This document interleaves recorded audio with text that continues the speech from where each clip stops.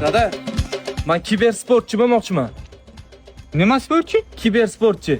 Nima bo'la u? Kiber sportchi degani telefonda har xil o'yinlar o'ynab, turnirlarda qatnashib, katta sovg'alar yutib olaman men.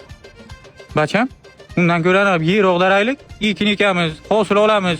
Ana bizlar katta yutug'imiz bo'ladi-da. Dada, lekin men hozir o'ynaydigan PUBG Mobile o'yinida zo'r yangiliklar bo'lyapti. Hozir o'yin 7 yillik nishonlanyapti.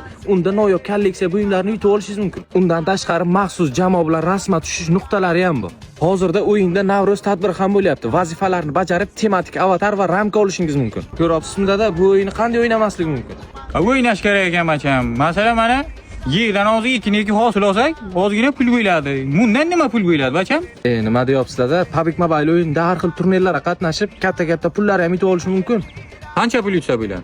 Masalan, zo'r kiber sportchi bo'lsangiz, turnirlarda qatnashib 2 million dollargacha yutib olishingiz mumkin.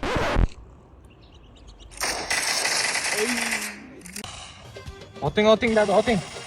Yordam ber bacham.